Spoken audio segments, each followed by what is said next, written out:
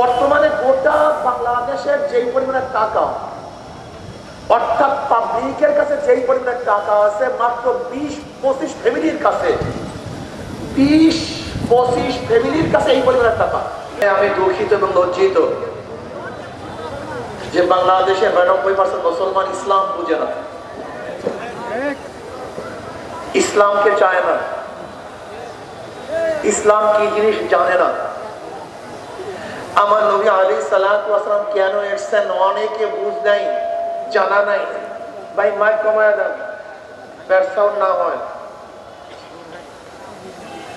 খাস করে আমি আজকে গরিব বন্ধুদেরকে বলবো, আমার গরিব বাবারা, আপনাদের মুক্তির জন্য জনাব মুহাম্মদ রাসূলুল্লাহ সাল্লাল্লাহু আলাইহি ওয়াসাল্লাম দুনিয়াতে এমন সুন্দর এক অর্থনীতি অ্যাপ্লাই করেছেন, যে অর্থনীতি অনুযায়ী যদি মানুষ চলে তাহলে সমস্ত মানুষগুলি দরিদ্র সীমার উপরে চলে যাবে। অথচ গরিবরা ইসলামকে পছন্দ করে না।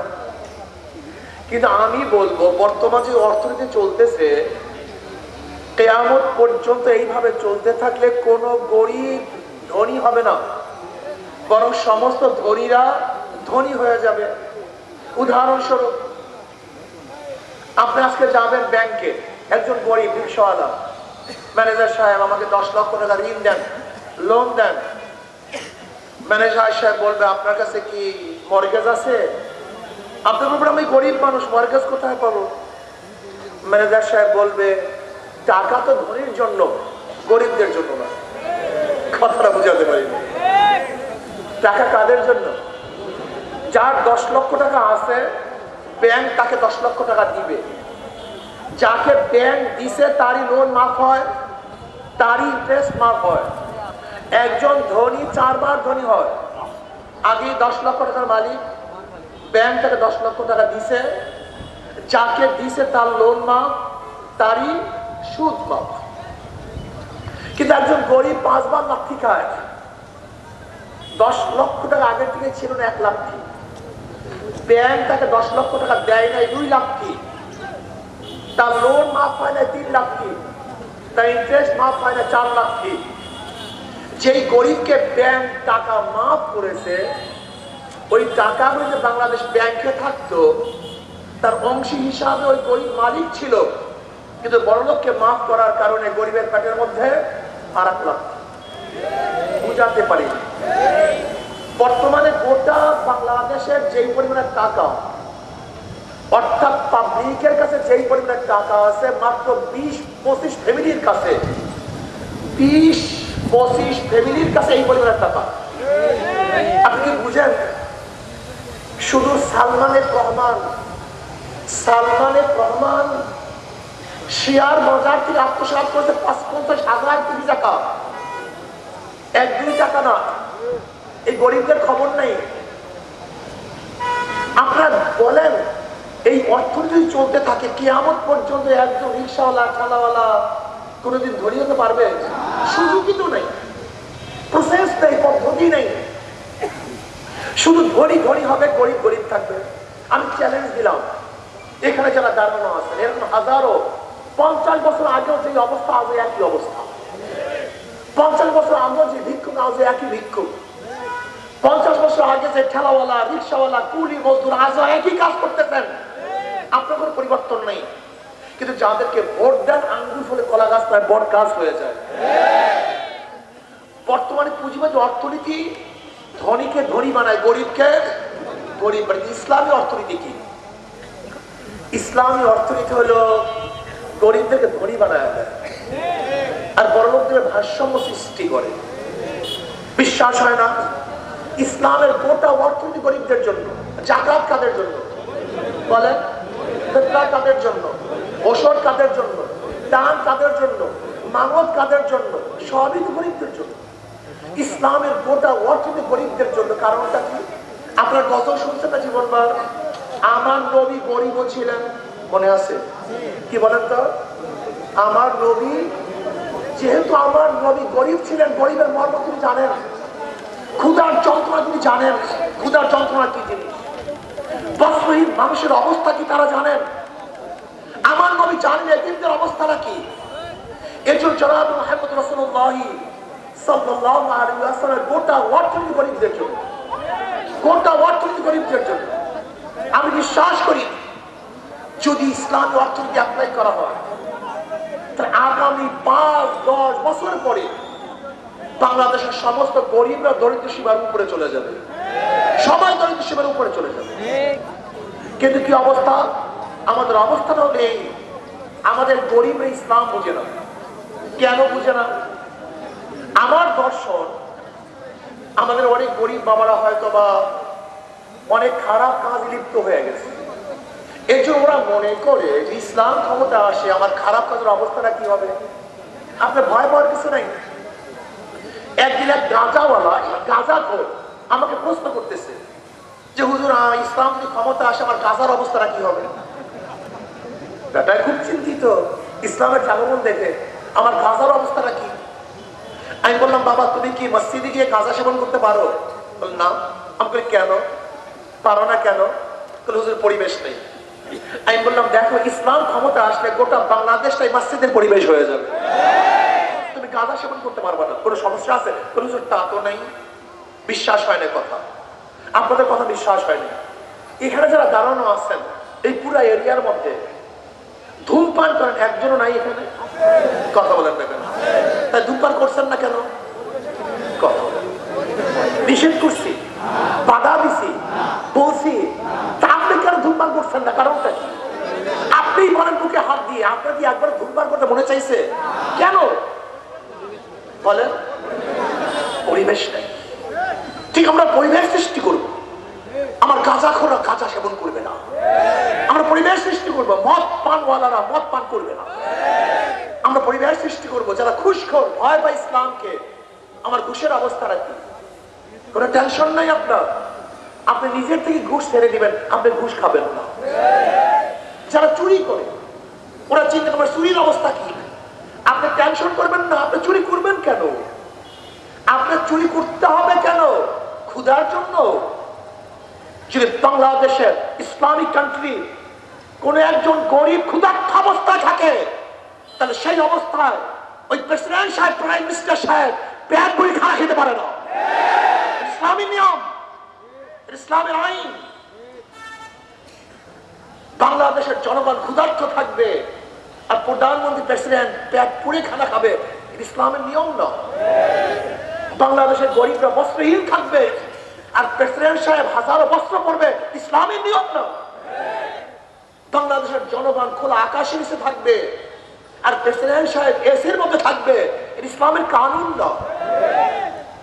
আপনি কি ভেবেছেন ইসলাম যদি ক্ষমতা আসে আপনার চুরি করতে হবে? কেন চুরি করতে হবে? আপনার ঘরে ঘরে আপনার টাকা পৌঁছে যাবে, আপনার প্রাপ্তি পৌঁছে যাবে। আপনি চুরি করবেন কেন? চুরি করার প্রয়োজন নেই। কিন্তু আমাদের অনেকের সমস্যা, যেহেতু অভ্যাস খারাপ, কারণ যদি ইসলাম ক্ষমতায় আসলে আমার সমস্যা হয়ে যাবে। আপনি ভুল বলতেছেন। আমাদের অনেক মানুষ দাড়ি কাটে, অনেকে ভাবি ইসলাম আসলে মনে হয় আমাকে ঘাড় ধরে দাড়ি দেখাবে। বিয়া করতে কি আপনি মসজিদে ঢুকেন, ইমাম সাহেবকে বলছে যে দাড়ি ছাড়া তুমি মসজিদে ঢুকতে পারবে না। তার মসজিদ সবচেয়ে পবিত্র জায়গা, সেখানে যদি আপনাকে বাধা সৃষ্টি না করে তাহলে গোটা রাষ্ট্রের মধ্যে আপনাকে বাধা দিবে যে দাঁড়ানি খেতে আসতে হবে। এটা কেমন কথা বললেন? আমরা আগেই বলেছি ইসলাম এমন একটা কানুন, একটা নিয়ম যেখানে মানুষগুলো এমনি ভালো হয়ে যায়। বিশ্বাস হয় না? আচ্ছা বলে তো অন্য অন্য সংগঠনের এবার জনসভা হলে মারামারির অবস্থাটা কেমন হতো? এই সামনে কে বসবে এর জন্য কয়েক দফা ভালো হতো। চেয়ার নিয়ে ফেকাফি হইতো, কথা ঠিক না? ফুল দিয়া নিয়ে মারামারি হতো, কথা ঠিক না? কিন্তু দেখেন তো অবস্থাটা কি, এখানে হাজারো সাধারণ মানুষ, সর্বস্তরের মানুষ, কি বুঝলেন? যাদের অনুষ্ঠানের মধ্যে বিশৃঙ্খলতা হয় তারা দেশকে সুশৃঙ্খল করতে পারে না, আর যাদের অনুষ্ঠান সুশৃঙ্খল তারা দেশকে সুশৃঙ্খল করতে পারে। ভাইরা আমার, আমি আশ্চর্য হয়ে আমার গরিব বন্ধু দিকে তাকায়া, এ গরিব বাবা, ইসলাম তোমাদের জন্য আসছে, আমরা তোমাদের কথা বলি, তোমরা আমাদেরকে পছন্দ করো না কেন? মা করে মেয়ে মেয়ে, আর মেয়ে করে জানি কি আমি বলবো, মা করে জিজি আর জিজানি কি কি তোমাদের জন্য তোমাদের পাশে দাঁড়াতে চাই, তোমার খেদমত করতে চাই। কেন করতে চাই বলতো? শোনো, তোমাদের কাছে যে লিডার এরকম বক্তব্য দেওয়ার জন্য আসে, তাদেরকে বলবো আপনি চ্যালেঞ্জ দিয়ে বলেন আপনার রক্তের মধ্যে হারাম আছে কিনা। আর আমরা চ্যালেঞ্জ দিয়ে বলবো রক্তের মধ্যে হারাম নাই, এক ফুটে হারাম রক্ত নাই। আমরা এই বাংলাদেশে হারাম মুক্ত করতে পারবো। আর যাদের আগা করা সব জায়গায় হারাম, তারা বাংলাদেশকে হারাম মুক্ত করতে পারবে না। ওদেরকে প্রশ্ন করেন, তোর হাতের মধ্যে জুলুমের রক্ত নেই, খুনের রক্ত নেই, অত্যাচারের কোনো অবস্থা নাই, সাপ নাই, বলতে পারবে? যে লিডারদের হাতের মধ্যে জুলুমের সাপ, হাতের মধ্যে রক্ত, খুনের রক্ত, জুলুম, অত্যাচার, অবিচার, তারা দেশকে জুলুম মুক্ত করবে কিভাবে? আমাকে বলেন তো। মাথা কি খারাপ হয়েছে আপনার? প্রিয় ভাইয়েরা আমার, আমার জনগণ বাবা, একটু কথা শুনেন, মনে বড় দুঃখ। আপনি দেখেছেন আওয়ামী লীগ অনেক উন্নয়ন করেছে, কিন্তু পালাতে বাধ্য হয়েছে কেন বলেন তো? জুলুম, অত্যাচার, অবিচার, চুরি, ডাকাতি, লুটপাট, ধর্ষণ। কিন্তু আজকেও যারা 5ই আগস্টের পরে লুট করতেছে, খুন করতেছে, ধর্ষণ করতেছে, শুধু ধর্ষণ করে না, কলিজা ফেটে যায়, স্বামীকে বেঁধে রেখে বাংলাদেশি স্ত্রীকে ধর্ষণ করবে, এটা বাংলাদেশের মানুষ আর টিকতে চায় না। চাঁদা না দেওয়ার কারণে মা সামনের থেকে যুবককে তুলে নিয়ে হত্যা করবে, বাংলাদেশের মানুষ আর দেখতে চায় না। বাংলাদেশের মানুষ আর দেখতে চায় না অত্যাচার, অবিচার, দখলদারি, চাঁদাবাজি, লুট, তরাস, অন্যায়, অবিচার না। জুলাই আগস্ট আন্দোলন করেছিলাম, বৈষম্য বিরোধী আন্দোলন করেছিলাম। বাংলাদেশের মানুষ শান্তি পাবে, মুক্তি পাবে। আমার শ্রমিকরা অধিকারের জন্য আর আন্দোলন করবে না, আমার বিধবা মারা না খেয়ে থাকবে না, বাংলাদেশের একজন মানুষের বস্ত্রহীন থাকবে না, বাংলাদেশের একটা নাগরিক খোলা আকাশে নিশার ঘুমাবে না, আমার বাংলাদেশের কোনো মানুষ আর চিন্তাই হবে না, অপহরণ হবে না, বাংলাদেশের একজন মানুষ বিনা অপরাধে জেলে ঢুকে ঢুকে মরবে না, বাংলাদেশের একজন মার বুক আর খালি হবে না, আমার বোন স্বামী হারার আর কান্না কাঁদবে না, আমার বাচ্চারা বাবার জন্য এতিম হিসাবে কাঁদবে না। বাংলাদেশ শান্তি থাকবে, মুক্তি থাকবে, স্বাধীনতা থাকবে, প্রত্যেক অধিকার বাস্তবায়ন হবে। এর জন্য আন্দোলন করেছিলাম, রক্ত দিয়েছিলাম, সামনের কাতার অগ্রসর হয়েছিলাম, নিজের বুককে বুলেটের সামনে পেতে দিয়েছিলাম। কিন্তু আজকে যারা চাঁদাবাজি করবে, লুটপাট করবে, জুলুম করবে, অত্যাচার করবে, অবিচার করবে, বাংলাদেশকে দখলদারি করার চেষ্টা করবে, বাংলাদেশের মানুষ ইনশাআল্লাহ অবশ্যই তাদেরকে প্রত্যাখ্যান করবে। ওদের সব জায়গায় ধোঁকাবাজি, সব জায়গায় ধোঁকাবাজি। যারা নৌকা নির্বাচন করে নিজেরা নৌকা চালাতে পারে না, যারা ধানের শীষে নির্বাচন করে নিজেরা ধান কাটতে পারে না, যারা নাঙ্গল নির্বাচন করে নিজেরা নাঙ্গল বইতে পারে না, যারা কুঠার নিয়ে নির্বাচন করে নিজেরা কাঠ কাটতে পারে না, যারা গরুর চাকা নির্বাচন করে গরুর গাড়ি চালাতে পারে না। নৌকা কাদের প্রতীক? গরিবদের। ধান কাটে কারা? কাদের প্রতীক? নাঙ্গল কাদের প্রতীক? কুঠার কাদের প্রতীক? প্রতীক দিচ্ছে গরিবদের, কিন্তু যারা নির্বাচন করে একজন গরিব না। অবস্থা বুঝেন? মানে ধোকাটা কোন জায়গায়? নিচে প্রতীক গরিবদের, কিন্তু একজনও গরিব না, কেউ চালাতে পারে না, কিন্তু হাত পাকে এমন এক প্রতীক। যারা নির্বাচন করে তারাও ঘুরাতে পারে, যারা করে তারাও ঘুরাতে পারে, পুরুষরাও চালাতে পারে, মহিলারাও চালাতে পারে, ধনীরাও চালাতে পারে, গরিবরাও চালাতে পারে, মুসলমানরাও ঘুরাতে পারে, হিন্দুরাও ঘুরাতে পারে। কেউ কার মার্কা বুকি নিয়ে ঘুমায় না, কেউ কার মার্কা বুকি নিয়ে ঘুমায় না, নাঙ্গল কেউ বুকি নিয়ে ঘুমায় না, হাত পাকা। কথা বলেন না কেন? ধানের শীষ বুকি নিয়ে নৌকা, কিন্তু হাত পাকা ঘুমের সময় বুকের মধ্যে থাকে। কারেন্ট ফেল করে, হাত পাকা ফেল করে না। হাত পাকা সবাইকে শান্তি প্রদান করে। আমি বিশ্বাস করি হাত পাকা সর্বজনীন মার্কা, হাত পাকা সবার মার্কা, সব গোত্রের, সব জাতির, সব ব্যক্তির মার্কা হাত পাকা। যদি হাত পাকা বিজয় হয়, ইনশাআল্লাহ এই জাতি বিজয় হবে, হাত পাকা বিজয় হয়ে দেশ বিজয় হবে। ইসলামী আন্দোলন বাংলাদেশ বিশ্বাস করে।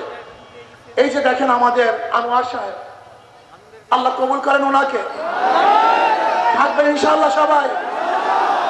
শোনেন, হাত পাখাকে ভয় করে, হাত পাখাকে ভয় করে দিল্লি, হাত পাখাকে ভয় করে ভারত, হাত পাখাকে ভয় করে জালেম খুনিরা, ডাকাত বদমাশ নয় যারা মনে করে আমাদের চাঁদাবাজি বন্ধ হয়ে যাবে, ডাকাতি নষ্ট হয়ে যাবে, গোলামি আর হবে না। ইনশাআল্লাহ ইনশাআল্লাহ বাংলাদেশে পরাশক্তি হবে। আজকে হোক কালকে হোক বাংলাদেশ পরাশক্তি হবে। এই খেটে খাওয়া মানুষগুলি নিজেদের মাথার ঘাম পায়ে ছাড়ানো টাকা দিয়ে আমরা বিমান কিনবো, রকেট কিনবো, আধুনিক অস্ত্র কিনবো, বাংলাদেশ গোটা দুনিয়ার মধ্যে পরাশক্তি হবে। কার মাথার নিচে, কার পায়ের নিচে বাংলাদেশের মানুষ মাথা রাখবে না ইনশাআল্লাহ। না, এই চিন্তা কার মধ্যে নেই, জীবন গোলামি, শুধু গোলামি। মাথা উঁচু করার চিন্তা কার মধ্যে নেই, শুধু গোলামি করার চিন্তা। কিন্তু এবার ইনশাআল্লাহ আমরা মাথা উঁচু করবো। কি রাজি আছেন ইনশাআল্লাহ? কি টাকা দেবো না ইনশাআল্লাহ? আমরা সরকারি ফান্ডে, সরকার যে আহ্বান করে আমরা এই অস্ত্র ক্রয় করব, আমরা এই আধুনিক ড্রোন ক্রয় করব। টাকা নাই, বাংলাদেশের মানুষ না খেয়ে সরকারি ফান্ডে টাকা প্রদান করবে, বাংলাদেশকে গোটা দুনিয়ার মধ্যে পরাশক্তি হিসাবে প্রমাণ করবে ইনশাআল্লাহ। কি রাজি আছেন ইনশাআল্লাহ? সব মার্কা দেখা শেষ, হাত পাকার বাংলাদেশ ইনশাআল্লাহ। সব দেখেছি, এবার হাত পাকার রাজি আছেন ইনশাআল্লাহ? শোনেন, যাদেরকে পরীক্ষা করছেন আর পরীক্ষা করার দরকার নেই। আওয়ামী লীগকে বহুত পরীক্ষা করছেন, ফেল করে ভারতে বাস। এই বিএনপিকে বারবার পরীক্ষা করেছেন, আর পরীক্ষা নেওয়ার দরকার নেই। কিন্তু আমরা একবার পরীক্ষা দিইনি, একটাবার পরীক্ষা নেন না, একটাবার পরীক্ষা দেওয়ার সুযোগ দেন। যদি ভালো রেজাল্ট না করি আর দ্বিতীয়বার হলে ঢুকবো না, পরীক্ষা দেওয়ার জন্য আসবো না। একটাবার ইসলামকে সুযোগ দেন, ইসলামকে ক্ষমতায় নেন, বোঝার চেষ্টা করুন। যাদের কথা এবং কাজের মিল আছে তারা এই দেশকে শান্তি দিতে পারবে, আর যাদের কথায় কাজের মিল নাই তারা দেশকে শান্তি করতে পারবে না। কাজে আল্লাহ আমাদের সবাইকে গরিব দেখি মেহনত মানুষ সবাই ঐক্যবদ্ধ ভাবে বাংলাদেশে কোরআন ও সুন্নাহর আইন বাস্তবায়নের মাধ্যমে এই দেশকে কল্যাণময় করুক, সবাইকে শান্তি ব্যবস্থা করুক, সবাইকে স্বাধীন করে দেব, প্রত্যেক অধিকারকে বাস্তবায়ন করতে তৌফিক আল্লাহ আমাদের সবাইকে দান করুক।